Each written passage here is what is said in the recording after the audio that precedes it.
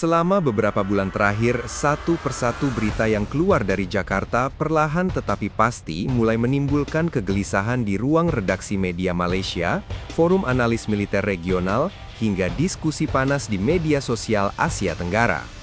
Menariknya, kegelisahan ini bukan dipicu oleh perang terbuka, bukan pula oleh konflik perbatasan yang meletus secara tiba-tiba. Sumbernya justru jauh lebih sunyi, tetapi dampaknya terasa lebih dalam. Pertanyaan yang terus berulang muncul dengan nada semakin serius. Dari mana sebenarnya Indonesia mendapatkan uang untuk semua ini? Bagaimana mungkin sebuah negara yang selama bertahun-tahun dikenal sangat berhati-hati dalam belanja pertahanan, tiba-tiba mampu menandatangani kontrak kapal tempur dari berbagai penjuru dunia, membeli jet tempur Rafael generasi terbaru dari Prancis, membuka wacana akuisisi J-10C dari Tiongkok, dan menunjukkan tanda-tanda modernisasi militer besar-besaran yang sama sekali tidak melambat. Bagi banyak pengamat di Malaysia, rasa penasaran itu perlahan berubah menjadi kekhawatiran strategis. Indonesia selama ini dipandang sebagai kekuatan besar di darat dan laut, tetapi bukan pemain dominan di udara. Kini, asumsi lama itu mulai runtuh. Kisah ini sebenarnya tidak dimulai hari ini. Ia berakar dari perubahan perspektif yang berkembang perlahan di Jakarta selama beberapa tahun terakhir. Sebuah kesadaran bahwa dunia sedang bergerak ke arah yang semakin tidak stabil, dan Indonesia tidak lagi bisa sekadar menjadi penonton yang berharap situasi akan membaik dengan sendirinya. Kawasan Indo-Pasifik yang dulu sering dibicarakan sebagai konsep diplomatik, kini menjelma menjadi realitas sehari-hari. Laut Cina Selatan semakin memanas, jalur perdagangan global menjadi rapuh, dan rivalitas antar kekuatan besar semakin terbuka. Dalam lanskap seperti ini, pertahanan tidak lagi dipandang sebagai simbol kebanggaan seremonial, melainkan sebagai prasyarat dasar bagi kelangsungan sebuah negara berdaulat. Disinilah modernisasi TNI Angkatan Udara tidak lagi dilihat sebagai peningkatan kosmetik, tetapi sebagai investasi strategis jangka panjang yang menentukan posisi Indonesia di masa depan. Ketika Indonesia secara resmi mengumumkan kelanjutan kontrak pembelian Rafael dari Dassault Aviation, reaksi kawasan berlangsung cepat. Banyak pihak terkejut, bukan hanya karena jenis pesawat yang dipilih, tetapi juga karena varian yang diambil. Rafael F4 bukanlah jet tempur biasa. Ia merupakan evolusi paling mutakhir dari platform Rafael yang telah terbukti dalam berbagai operasi tempur modern. Avionik canggih, sistem sensor terintegrasi, kemampuan peperangan elektronik, serta dominasi pertempuran jarak jauh menjadikannya salah satu pesawat tempur paling berbahaya di kelasnya. Yang lebih mengejutkan, Indonesia tidak membeli versi ekspor kelas 2, melainkan standar tertinggi yang digunakan oleh Angkatan Udara negara-negara maju. Harga per unit Rafael F4 tergantung pada paket dan konfigurasi, diperkirakan berada pada kisaran lebih dari 1 triliun rupiah hingga mendekati 3 triliun rupiah per pesawat. Bagi masyarakat awam, angka ini terdengar fantastis, bahkan mengganggu logika.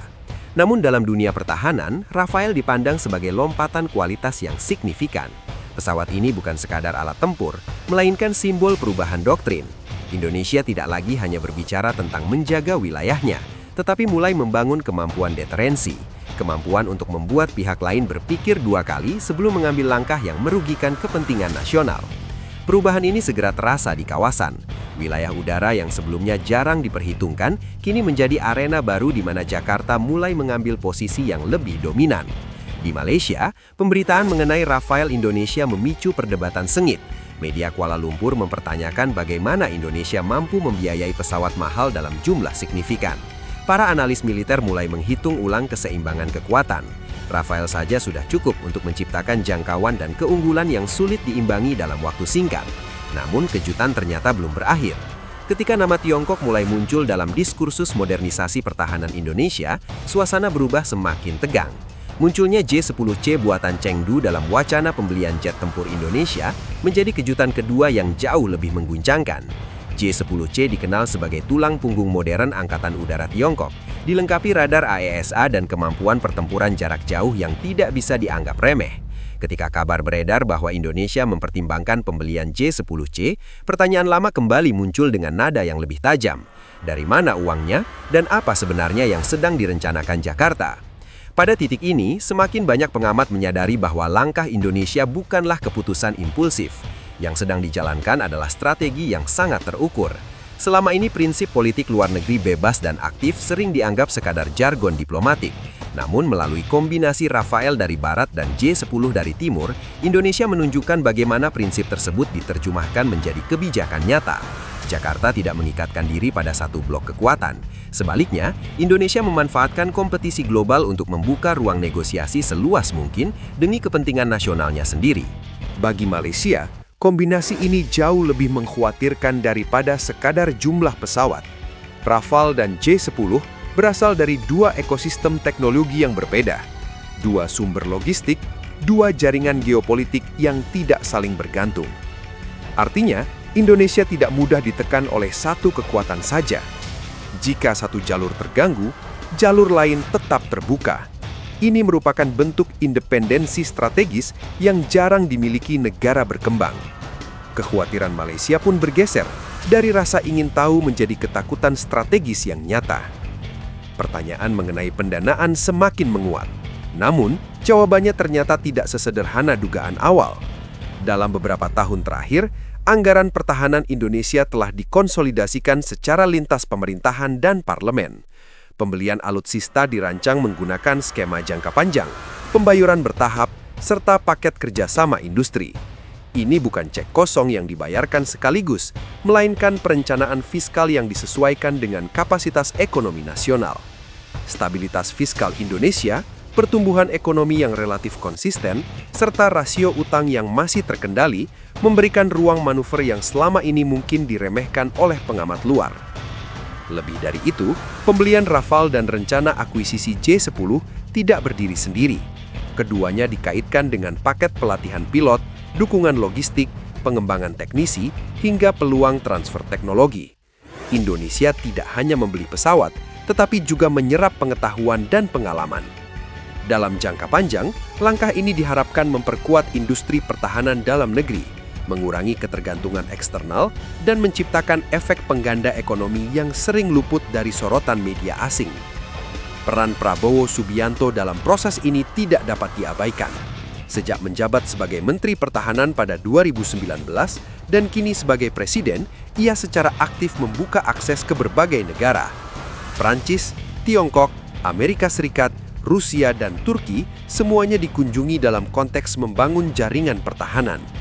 Langkah ini bukan tanpa risiko, tetapi di dalamnya terdapat keberanian strategis. Indonesia tidak menunggu arah angin global, melainkan bergerak di antara arus besar kekuatan dunia untuk memastikan kepentingannya tetap terlindungi. Momen simbolik dari perubahan ini terlihat ketika 3 unit Rafale Indonesia pertama secara resmi menyelesaikan seremoni penerimaan di fasilitas Dassault di Prancis.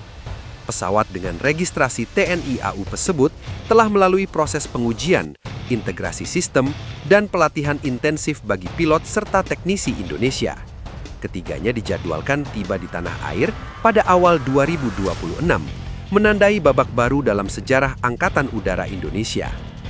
Bagi kawasan, terutama Malaysia, ini bukan lagi wacana atau spekulasi. Ini adalah fakta di lapangan. Sementara Indonesia berbicara tentang puluhan bahkan ratusan jet tempur modern, Malaysia masih berjuang mempertahankan armada yang menua dengan keterbatasan anggaran. Kesenjangan ini bukan hanya soal kuantitas, tetapi juga kualitas, kesiapan tempur, dan visi jangka panjang. Efek domino pun mulai terasa. Negara-negara Asia Tenggara lainnya terpaksa meninjau ulang strategi pertahanan mereka dalam menghadapi TNI AU yang terus berkembang. Kawasan ini sedang memasuki fase baru, di mana Indonesia tidak lagi sekadar peserta, tetapi menjadi salah satu penentu arah. Dalam konteks geopolitik yang lebih luas, langkah Indonesia membeli Rafale dan membuka jalan bagi J10 mencerminkan penerapan nyata politik luar negeri bebas dan aktif. Jakarta tidak berdiri di pinggir pertarungan kekuatan besar, tetapi berada di tengah-tengahnya, memanfaatkan kompetisi global untuk memperkuat diri sendiri. Pada akhirnya, jawaban atas pertanyaan besar itu menjadi semakin jelas.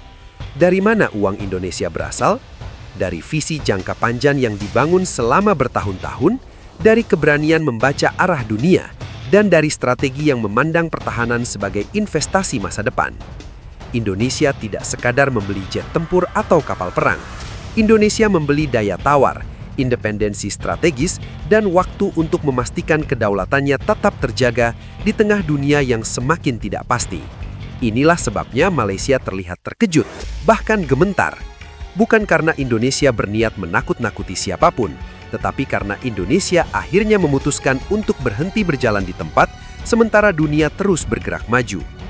Kisah Rafale dan J-10 bukan hanya tentang pesawat, ia adalah kisah tentang arah baru Indonesia dan tentang bagaimana peta kekuatan Asia Tenggara sedang digambar ulang tepat di depan mata kita.